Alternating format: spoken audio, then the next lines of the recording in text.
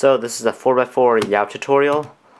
I'm making a few tutorial videos for my Rubik's Cube Club at my school, so this is going to be the first of hopefully many. So yeah, how to solve a 4x4 using the Yao method, which most fast people use, I guess. A lot of fast people. So the first step is to solve two opposite centers. So if you see on a 3x3,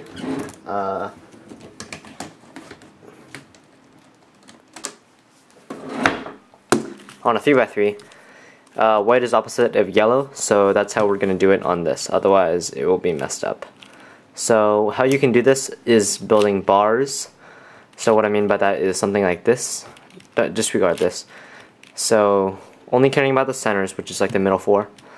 So here's one bar, now build another bar like this, and then connect them. And then to solve the opposite one, you have to not disturb this. So how you can do that is pretty much the same thing. Build a bar like that, bring it up, usually you'll go like this, R, U2, R prime like that, and then other bar like that. Pretty simple. So that is the first step. The second step is to build 3 cross edges, and the side that you're going to be working with is going to be on your left. So in this case, since I mostly 90% whatever solve with white cross, the white side will be on my left. So yeah, the first step is to solve, second step, sorry, is to solve 3 cross edges and put them in the right place. So how to do that? So right here I see the red white wing and the other one. So what you do is you line them opposite of each other, but not like this opposite, because you can't pair them up. So you have to be like opposite, but like this, and you pair it up like that, and then you put it in. So that's one. And next, I guess we could solve this blue one with its pair right there. So how you can do that is like this. And generally you're only going to be using the right side and the top side like this. Either this, or this. Yeah. So yeah, line them opposite, and then put it in its right spot, which is not here, it's not here. If you look on a 3x3, blue is like on top of red, so it would go right there. Now another one, I guess you could solve, they're both pretty easy. I guess orange is easier. See, they're already opposite of each other, this piece and this piece. Just go like that. Okay, so that was the second step. Now it's time for the third step, which is to solve these middle centers. Okay, so what I normally do is see one bar like here, and I put that, again you're only turning the right layers and the top layer. So I'll put that on the front left. See this blue bar? Then I'll build another blue bar and move it down to connect it. Then I know that orange goes on top of blue, so I'll solve this orange center next. It looks like I already have my orange bar right here. And then I'll make another bar to connect it here. So to do this, I can go like this, that, and then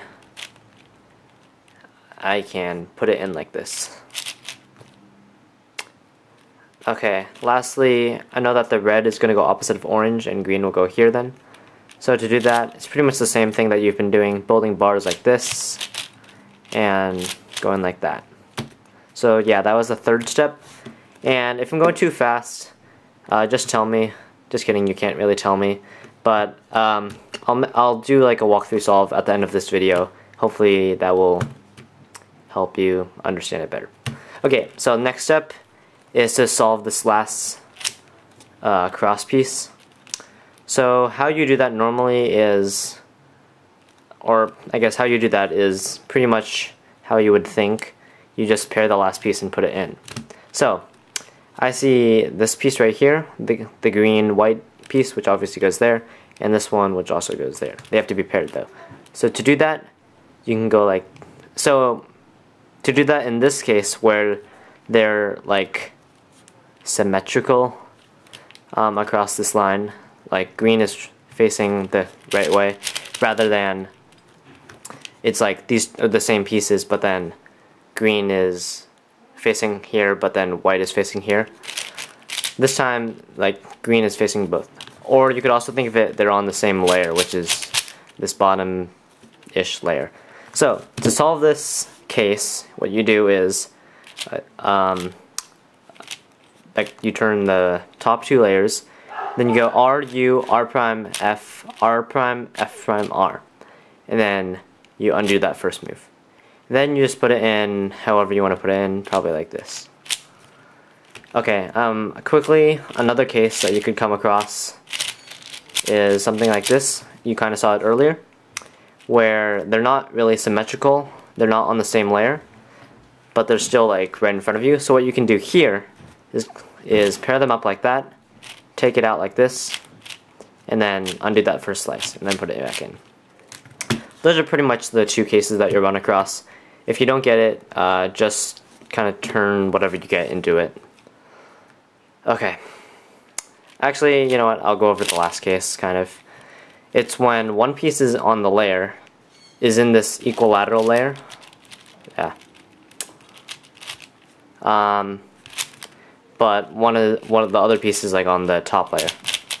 So what you can do is slice, and then when this piece slices back, this other piece will be here. So to do that, you slice, put the piece in, and go like that. Okay, then you just put it in. That case is actually, yeah, pretty easy and nice to get.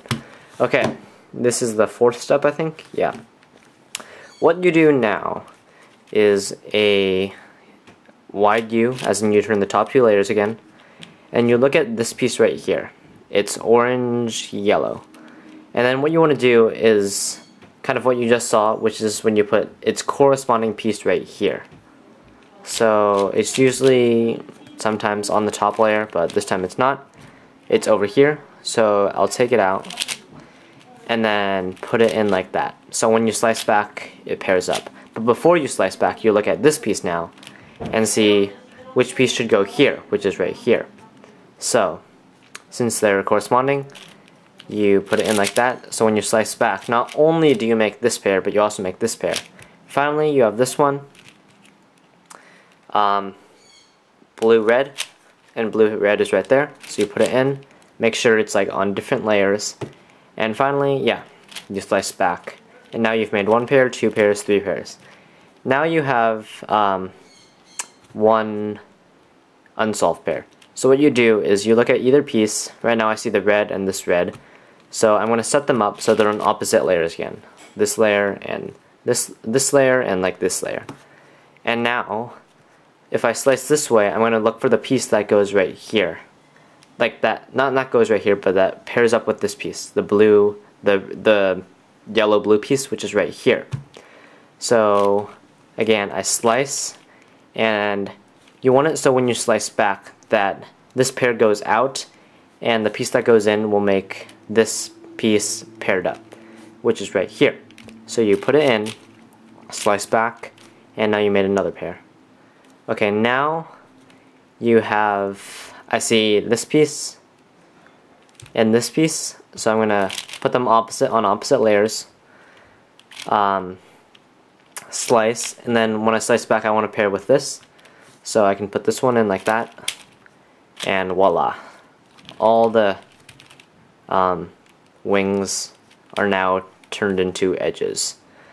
Really quickly, one other case that you might run into is when your last two pieces, when your last three wings, you don't have three wings, you actually only have two. So what you do is what I showed a little earlier, kind of, is you can see that they're perfectly symmetrical. See, it's orange, orange, blue, blue, green, green, yellow, yellow. So what you do is, rather than not being symmetrical like this, so if you get this, then you make it symmetrical, Then you slice the top two like that, and you do R, U, R prime, F, R prime, F prime, R, and then wide U. And yeah, that's pretty much how you solve the 4x4. The rest is just 3x3. You might get parity, which I'm not going to teach since it's just an algorithm you have to learn. Looks like I didn't get parity this time, but yeah. Okay, I'm going to make a very quick walkthrough solve right now. Hopefully this video will be under 15 minutes. Okay, so again, this is going to be a quick walkthrough because I don't want to make the video too long. So, to start, I always do white and yellow centers, so I see this one and these two, so I'm going to pair up these centers, make there, and then I see one on top, one right here, make a bar, and now if you have these two diagonals, what you can do is this, make into a bar, bam. Okay, now, looking, I see this green one, and this other green white piece, so I can go like this. Now I see this blue one and its corresponding pieces down here. And then green and blue are opposites, so I'll go like that. Next I see red, and the other red is over there. Okay, now I see red right here. Put it on the bottom left. These two reds right here, so I can go like that. On top of red is blue, so I can go like, I guess like this. Connect these two blue ones, put it in. Now orange goes here, so that's pretty simple like that. Okay, now I have the case where something's on the bottom but something's on the top, so I can go like this. Put it so when it slices back, it makes the pair. And now I do the wide U again. Looks like the piece is not on the top, it's right here. This green yellow piece, its matching pieces there. This last one, its matching piece is actually here.